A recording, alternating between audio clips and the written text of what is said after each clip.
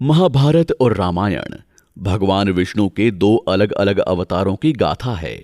हम सब ने महाभारत को कई दृष्टिकोणों से देखा है और सुना है। आज हम इस वीडियो में महाभारत की द्रौपदी जी की बात करने वाले हैं।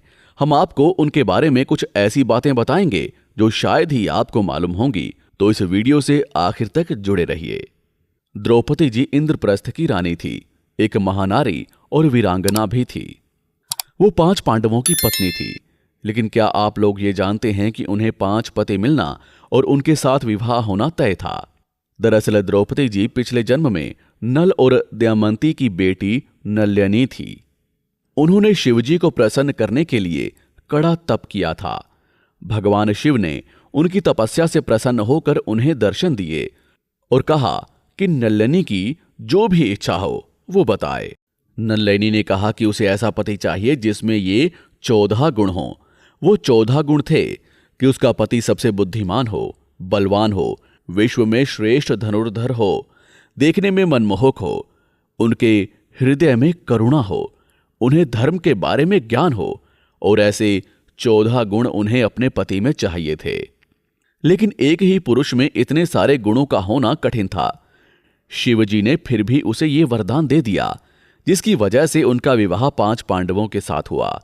क्योंकि अगर सारे पांडवों के गुण मिलाते हैं तो ये 14 गुण पूर्ण होते हैं। अब हम बात करते हैं दूसरी बात की।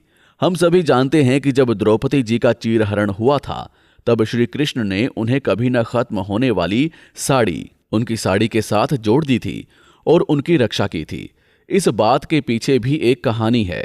शिव पुराण के अनुसार ऋषि दुर्वासा जी ने ये वरदान द्रौपदी को दिया था। दरअसल एक बार जब ऋषि दुर्वासा गंगा किनारे स्नान कर रहे थे, तब उनका वस्त्र गंगा नदी के साथ बह गया।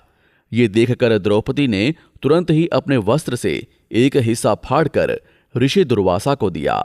ये देखकर ऋषि दुर्वासा बहुत प्रसन्न हुए और उन्होंने द्रौपदी को ये वरदान दिया कि जब कभी ऐसा वक्त आएगा जब तुम्हें कभी ना खत्म होने वाले वस्त्र की आवश्यकता होगी, तब वो तुम्हारी सहायता के लिए आएगा। तीसरी बात है कि द्रौपदी जी ने 5 पांडवों का स्वामित्व स्वीकार करने से पहले उनके सामने एक शर्त रखी थी कि 5 पांडव यदि किसी और स्त्री से विवाह भी करते हैं और फिर भी इंद्रप्रस्थ की रानी द्रौपदी ही रहेगी और उसे इंद्रप्रस्थ में ना लाएं।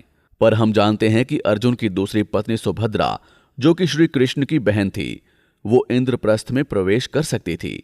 वो इसलिए क्योंकि श्री कृष्ण ने सुभद्रा को एक अनोखा तरीका बताया था कि तुम द्रौपदी से कहो कि मैं इंद्रप्रस्थ में अर्जुन की पत्नी बनकर नहीं, आपके भाई श्री कृष्ण की बहन बनकर रहूंगी। और इस बात से द्रौपदी का भी इनकार नहीं कर पाई। तो ये थी द्रौपदी के बारे में कुछ रोचक बातें। तो दोस्तों, अगर आज का ये वीडियो आपको अच्छा लगा हो तो इस वीडियो को अपने दोस्तों और रिश्तेदारों के साथ शेयर करें